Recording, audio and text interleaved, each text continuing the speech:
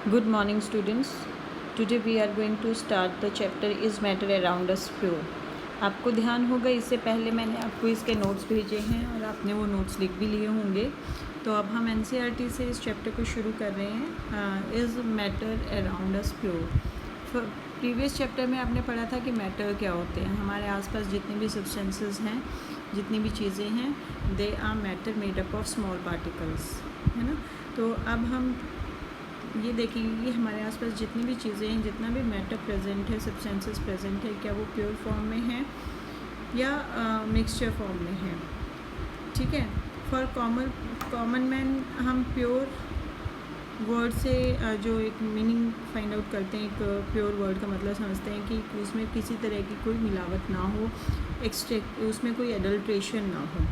पर scientific form में अगर हम कहें कि everything around us is mixture of different substances, ठीक है, वो प्योर नहीं है। For example milk is actually mixture of water, fat and protein. ये साइंटिफिक फॉर्म में है तो वो प्योर नहीं है ना। A scientist say that something is pure कि उसके सभी पार्टिकल्स एक जैसे हों, उनका केमिकल नेचर सेम हो तो हम उसको प्योर बोलते हैं। और अगर उसमें दो तरह के पार्टिकल्स प्रेजेंट है तो हम उसको मिक्सचर बोलते हैं। ठीक है, वो प्योर नहीं है। तो इस तरह से हम आइडेंटिफाई करते हैं। तो यहाँ पे हम एक लेमैन पॉइंट ऑफ व्यू की बजाय हम साइंटिफिक पॉइंट ऑफ व्यू से इस चैप्टर को समझने की कोशिश करेंगे कि हमारे आसपास जो सब्सटेंसेस हैं, जो मैटर हैं, वो प्योर हैं या नहीं, यानी कि उनके जो पार्टिकल्स हैं वो सेम हैं या नहीं। ठीक है, मिक्सचर है कि सेम ना। सबसे पहले मिक्सचर क्या है। Mixture means two or more particle present in one matter. Mixture is constituent of more than one kind of pure substance. ठीक है। Substance cannot be separated into its particles or constituent substances. इसके जो छोटे छोटे particles हैं हम उनको अलग तो नहीं कर सकते, लेकिन हमें ये पता है कि उसके अंदर जो पार्टिकल्स हैं वो कौन कौन से हैं।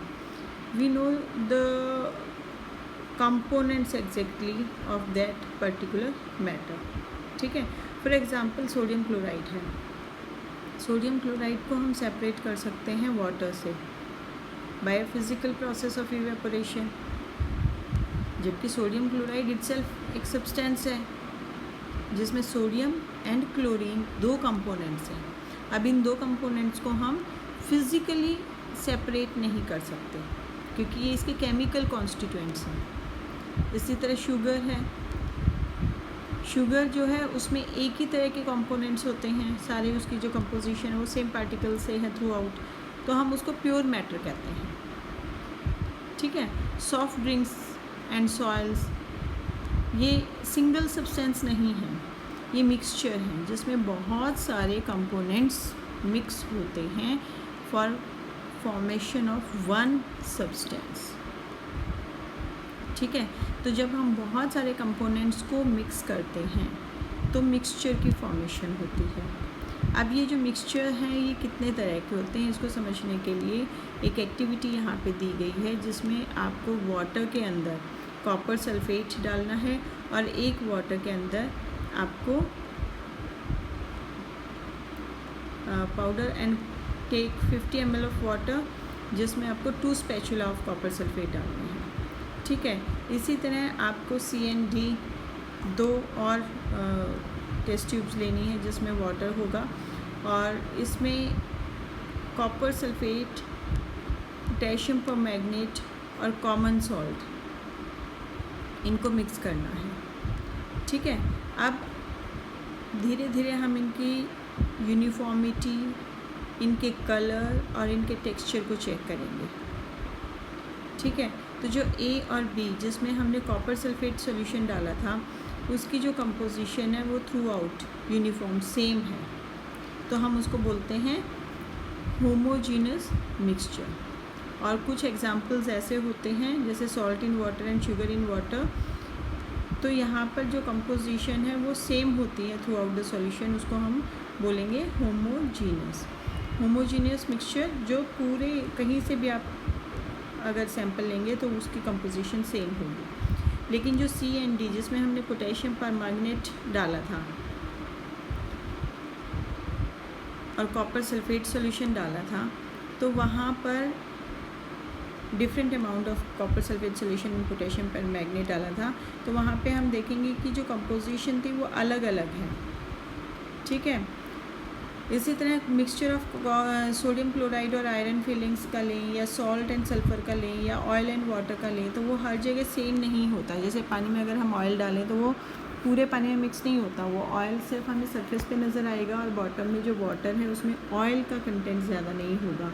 तो ऐसे जो मिक्सचर्स बनते हैं उनको हम बोलते हैं हेट्रोजीनस मिक्सचर। और इसी के कुछ आगे आपको एग्जांपल्स भी दिए हुए हैं। आप देखेंगे कि यहाँ पर एक और छोटी सी एक्टिविटी दी है जिसमें आपको 4 ग्रुप्स में एक तरह से डिवाइड करना है अपनी क्लास को, या सिंपली हमें 4 सैम्पल्स लेने हैं। एक में हम कॉपर सल्फेट, दूसरे ग्रुप में 1 spatula full of copper sulphate to group D, एक को क्रिस्टल्स देंगे, एक को थोड़े ज़्यादा अमाउंट में कॉपर सल्फेट देंगे, एंड चॉक पाउडर और व्हीट फ्लोर हम एक ग्रुप को दे सकते हैं, और नेक्स्ट को हम मिल्क या इंक में से कुछ दे सकते हैं। और हर ग्रुप जो है वो अपने गिवन सब्सटेंसेस को वाटर में ऐड करेगा, उसको प्रॉपरली स्टीयर करेगा, तो हमारे को 4 तरह के सॉल्यूशंस मिलेंगे, 4 तरह के मिक्सचर्स मिलेंगे एग्जैक्टली। तो एक में हमने क्रिस्टल्स ऑफ कॉपर सल्फेट को डाला है, एक में हमने copper sulphate spatula full of, मतलब काफ़ी ज़्यादा अमाउंट में, एक तरह से एक ही कंपैरेटिव ज़्यादा हमने कॉपर सल्फेट डाला है। तो यहाँ पर हमें जो 4 ग्रुप्स मिल रहे हैं, उन चारों ग्रुप्स में से जो फर्स्ट 2 हैं वो हमारे को सॉल्यूशन फॉर्म मिल रहा है। वाटर में हमने सॉलिड को मिक्स किया और वो अच्छे से डिज़ोल्व हो गया है, तो वो सॉल्यूशन है। लेकिन जब हमने वाटर में चॉक पाउडर को डिज़ोल्व किया तो वो कहीं पर ज़्यादा कहीं पर कम हेट्रोजीनस एक तरह से मिक्सचर बन रहा है। इस हेट्रोजीनस मिक्सचर को हम सस्पेंशन बोलते हैं, क्योंकि हम इसमें चॉक पाउडर को इजीली देख सकते हैं। लेकिन अगर हम मिल्क और इंक को मिक्स करेंगे तो ये कोलॉइडल सॉल्यूशन होता है। कोलॉइडल में मतलब कि जब हम उसमें से लाइट पास करने की कोशिश करेंगे तो वो बीम ऑफ लाइट, पार्टिकल्स का जो साइज़ होता है ना वो डिफरेंट होता है। हम सिंपली कहें कि मिक्सचर में 2 चीज़ें हैं, एक सॉल्यूट है, एक सॉल्वेंट है। अब हम सॉल्वेंट के अंदर सॉल्यूट डालते हैं, ये जो है ये हमारे पास सॉल्यूशन आ गया। अब ये सॉल्यूशन होमोजीनस हो सकता है, हेट्रोजीनस हो सकता है। ठीक है, अब जैसे जैसे सॉल्यूट के पार्टिकल्स का साइज़ चेंज होगा, सॉल्यूट पार्टिकल स्मॉल से बिगर साइज़ होते चले जाएँ। जैसे आप कहेंगे कि सॉल्ट के पार्टिकल्स का साइज़ और सैंड के पार्टिकल्स का साइज़ डिफरेंट होता है। वाटर में सॉल्ट डालेंगे तो हमें उसके पार्टिकल्स दिखाई नहीं देंगे, लेकिन वाटर में सैंड डालेंगे तो उसके पार्टिकल्स हमें नज़र आ रहे हैं। इसका मतलब जो सैंड के पार्टिकल्स का साइज़ है वो थोड़ा सा बड़ा है। तो solute is the part added to the solvent. अब यहाँ पे वाटर जो है वो सॉल्वेंट था, सॉल्ट जो है वो सॉल्यूट था। तो सॉल्यूट के पार्टिकल्स पर डिपेंड करता है कि हमें जो मिक्सचर मिल रहा है वो क्या है, वो सॉल्यूशन फॉर्म में है, सस्पेंशन फॉर्म में या कोलॉइडल फॉर्म में है। ठीक है, तो ये टाइप ऑफ मिक्सचर्स एक तरह से आपके हो जाते हैं। होमोजीनस हेट्रोजीनस हो सकता है, जो मिक्सचर है वो होमोजीनस हेट्रोजीनस हो सकता है, और जो मिक्सचर है वो सॉल्यूशन, सस्पेंशन और कोलॉइडल में से कुछ हो सकता है। ठीक है, अब इनको हम डिटेल में पढ़ेंगे इसी चैप्टर में, लेकिन तब तक आप इन दोनों एक्टिविटीज़ को अच्छे से रीड करके इनकी ऑब्जर्वेशन को समझने की कोशिश करेंगे।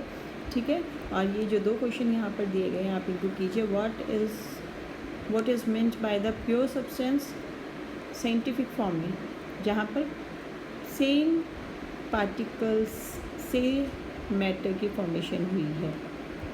ठीक है, same type of particles are present in a substance, तो हम उसे प्योर सब्सटेंस कहेंगे। जहाँ पर 2 या 2 से ज़्यादा तरह के पार्टिकल्स प्रेजेंट होंगे वो प्योर सब्सटेंस नहीं है, वो तो मिक्सचर है। वो मिक्सचर सॉल्यूशन, सस्पेंशन, कोलॉइड कुछ भी हो सकता है। उसके बाद हम सेकंड क्वेश्चन करेंगे, list the point of difference between homogeneous and heterogeneous mixture. तो जब आप इन दोनों एक्टिविटीज़ को अच्छे से स्टडी करेंगे आपको होमोजीनस एंड हेट्रोजीनस मिक्सचर के डिफरेंसेस क्लियर होंगे. And at the later stages I will send you the difference between these two also in written form. Okay, till then read the chapter carefully. Take care, stay home, stay safe.